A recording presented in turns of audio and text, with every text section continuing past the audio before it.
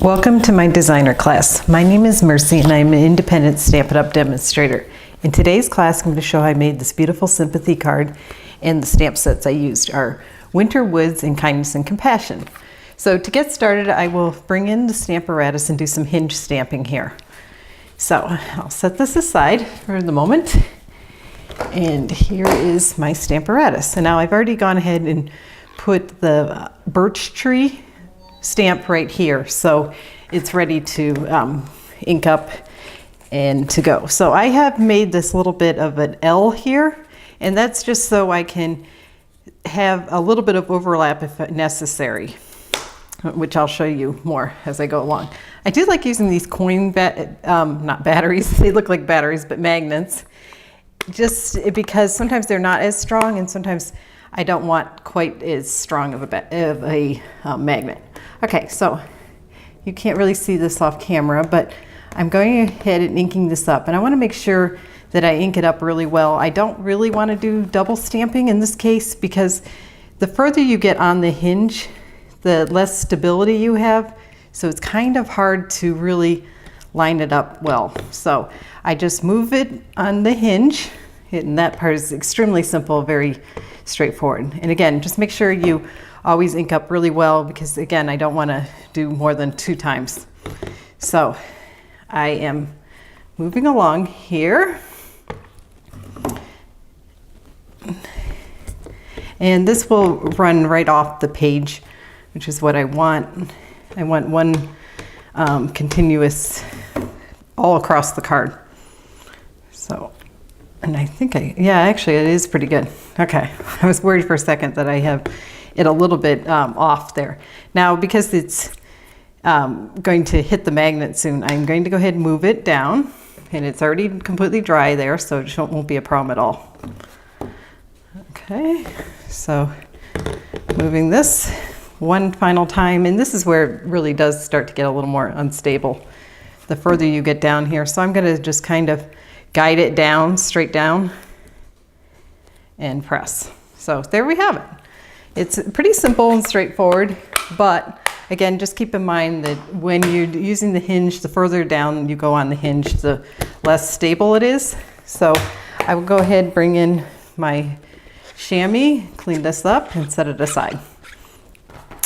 The way I have this laid out, I actually do end up trimming this, so I will set this aside. I do have one that's already prepared, but I will demonstrate more on this. But I did want to point out that I do trim it a little bit. So, see, you shouldn't be doing that. But once the small one, I haven't had problems with it actually breaking. It's just you probably shouldn't do that. It's probably not good for it. Okay, so this technique that is what I saw in the holiday catalog. This is not an original idea, which is to bring in your frost white paint here. This is what is this one called? A shimmer paint. So I just mix it up really well, and I will go ahead and show you what I did. Now, it takes some time. I would say easily 5-10 minutes, I don't know. But what you do is you go in here, and I'll just bring it up closer to the camera so you can see, and just paint the quote-unquote white spaces, which in this case is more, because I use crumb cake cardstock, it's actually not white, but you understand what I mean, that the parts where the ink hasn't touched it, that's where you want to go ahead and paint this. So I'll just bring it up close, and it really has this beautiful shine. It looks just like a birch tree. Just a gorgeous technique. I would highly recommend it. I really love this set. I think it makes a great sympathy card. It's not too Christmassy, but I love beautiful scenes for sympathy cards. Not too flowery, but not just kind of more of an elegant type look. I think they make good cards more on the masculine side too. All right, so that's kind of how you do it.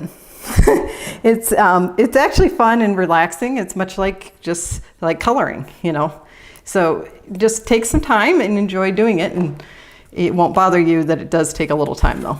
Okay, so I'll set that aside and we will go ahead and stamp the sentiment. So I need to adjust this a little. I kind of got it bunched a little. I didn't lay it too well here. So here's my little piece of cardstock, and I have trimmed this so that it fits. And I will just go ahead and put this up in this corner. Now, because it's tight and I didn't recut it, it will just kind of be freestanding. So I will go ahead and bring my plate in that I've already set, and I will ink it up with Merlot. This is really a pretty color. I didn't get it until closer to the holidays, and I absolutely love it. I think it makes it's definitely different than the cherry cobbler. It definitely has a different tone. I'm not sure how to describe how it's different though. You just kind of have to see it to really understand it. So it's really pretty there. I think that's perfect. I'll just let it be. So there's our sentiment. I will go ahead and set this aside after I quickly clean a little. Sorry about hitting the camera. And we'll go ahead and work on the card. So here is the, for the sentiment, the backing, and this is the soft suede cardstock.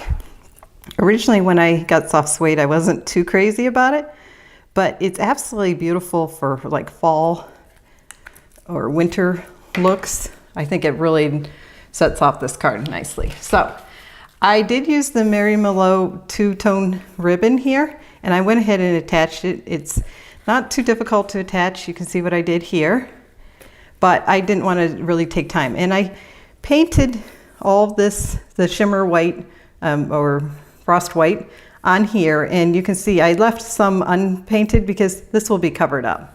So I didn't really see the need to go too crazy. So here is my base, which is Pool Party. And I went ahead and put strips of Merlot all the way to the end. Because this card runs off, you do not need to use a full piece of cardstock behind it. Just a little tip if you want to save some cardstock and you want to use up some scraps. This is actually a pretty effective way, and I think it looks pretty cool. And you really don't notice that there's a gap here. All right, so I'm just, oh, yeah, I did add the ribbon. For a second, I was like, oh, did I forget the ribbon? No, I did not. I already have that attached, no worries. So I'll just go ahead and put this down, and we will work on the sentiment next in the leaves. Okay, so I have these beautiful die-cut birch pieces, or limbs, whatever, leaves, and it has some embossing. I don't know if you can see this right in here, and that does it when you cut it out. Especially if you have it backed, it really shows up more. So I will go ahead, lay this out first, keeping in mind kind of where I want this to lay. So I do have it backed with adhesive backing, and let's see, let me get this off. But I just thought this card was really elegant and very nice, perfect for a sympathy card, and that's why I decided to design one that way. Sometimes you need a sympathy card, and usually if there is a need for one, sometimes I don't really feel like making it, or I don't have time right that second. So having some ready to go is really a nice idea.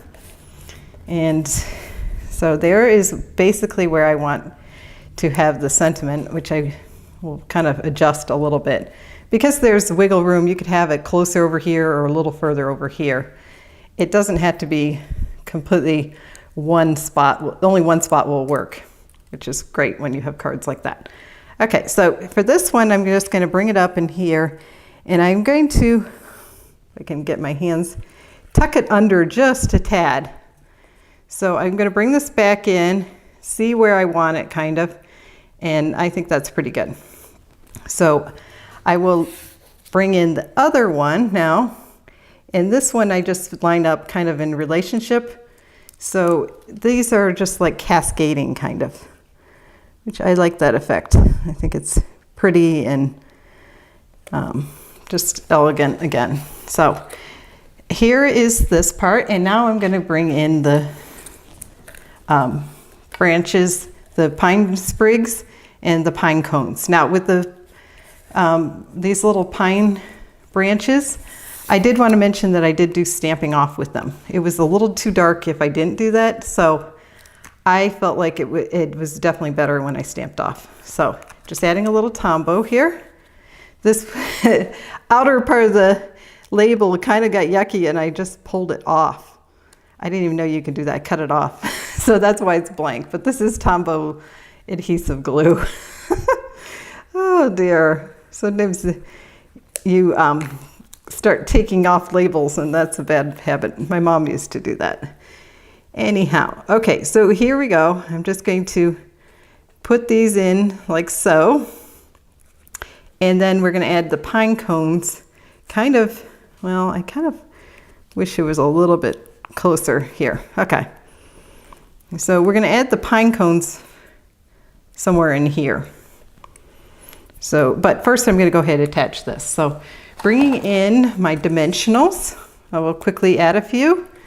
I kind of like straddling the ribbon, so I will just add some dimensionals towards the top and towards the bottom, just so that it can straddle it.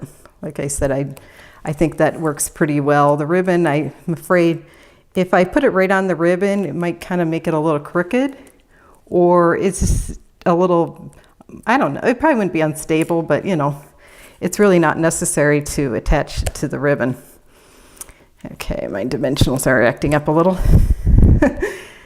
but we'll get there really quickly here. Oh yeah, the bottom came with it. Okay, that's why. So we are slowly marching towards the holidays. Thanksgiving is just about a week away now. It'll be next week, so it's hard to believe. And then, of course, everyone will be in full swing for getting ready for Christmas. All right, so I'm going to set this right here. I think that looks pretty straight. And go ahead and add my pine cones as the final element. So with the pine cones, I like going ahead and putting it on the sentiment. They fit on pretty nicely. The only thing you have to watch for is not to put glue on the very tippy top. But that, interesting enough, works pretty well because I can hold my finger there. And of course, you have to hold on to something, right?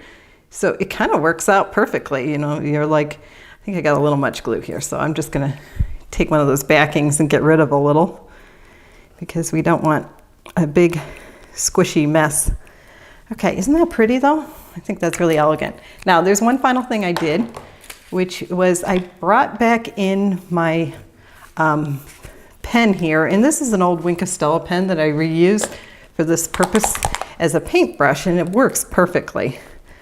It really is great. And what I do here is I just dip it in, and then anywhere where there is white space, I just add a little. And I don't go over the brown so much, but it really just like picks up on that. And when you see it in person, you can really appreciate the shine of this shimmer paint. I really have had so much fun with the shimmer paint this fall since they introduced it. So if you haven't gotten it, my favorite is this frost white. There's so much you can do with it with winter scenes.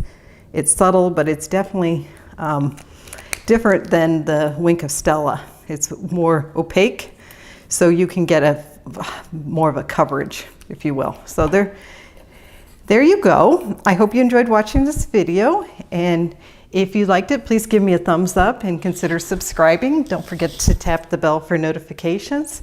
If you'd like to order any of the products, please email me at mewants3@gmail.com and use my host code.